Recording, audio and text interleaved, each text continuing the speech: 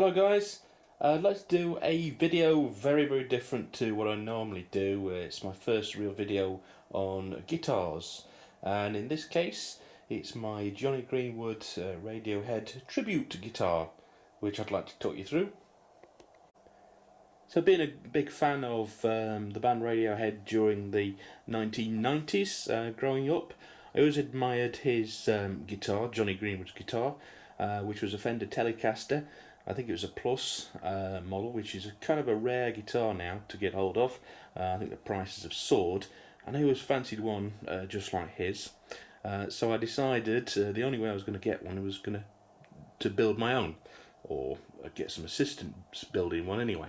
So I looked at the specs, all the photographs I could find, which was really difficult because it changed throughout the years. I think he had one that was stolen as well, and a number of them. So this is sort of it's a tribute version. It's not completely accurate. There's several things I've got wrong, some compromises I had to make. But what it is a Highway 1 Telecaster, which was a cheapish American, it was like the budget entry-level American Telecaster, which was done years ago. Oh, I don't know when exactly it was. Might have been the early 2000s, I'd have to check on that. They also did Stratocasters as well, but the colour was right. It was second hand, and I thought it'd probably make a good project. It wasn't particularly expensive, but I looked online for various information of what Jonney used, and one of the first things that came up was the lace sensor pickups. There was the humbuckers, and here the bridge and the neck was a single coil. Never heard of those. I had to get those ordered from the United States. Not cheap, but I also had to have this. I had them fitted by a professional, but I also had to have this filled in at the back here, because it's a different arrangement.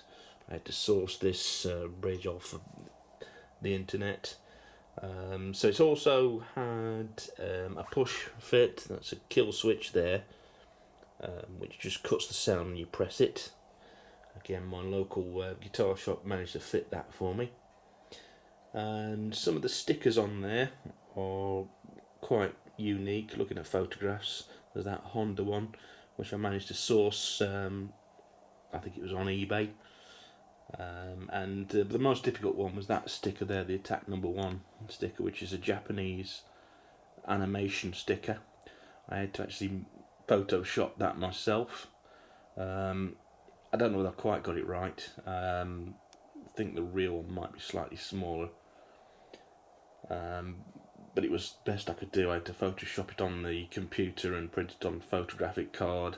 It also had some Japanese writing underneath, which I couldn't really replicate, so I just sort of did some squiggles and then went over the top with a knife and tried to scratch it off so it's not quite so obvious that it doesn't really say anything. There's the sort of picks he uses, and he sort of stuck them in the scratch plate there. USA nylon gin Dunlops, I think they are. I looked up at one time, they were the right ones. It's got some strap locks on, which seem to be similar to what he uses. It's also been what I'd call weathered damage, which I managed to scrape bits off here and there. Again, it's not the exact pattern for his, because it's just so difficult to replicate accurately and get photographs. And of course it got more damaged over the years. I know in later pictures, some of the later 2000s, and probably as it is now, it's really scratched here. The paint's all come off that corner in particular, I noticed. The headstock is not quite right. It's got different writing on the top, but it's the best I could get at the time.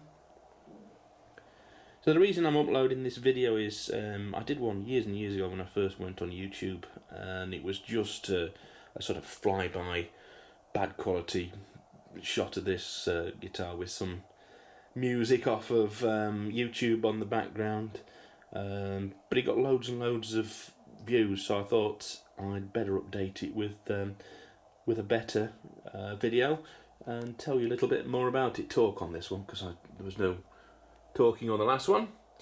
So on the back, this is not accurate, but it's a fun thing I put on the back, was the Radiohead emblem, which again was sourced off eBay.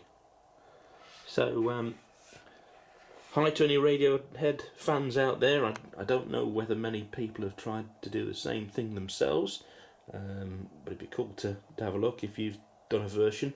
Comment below.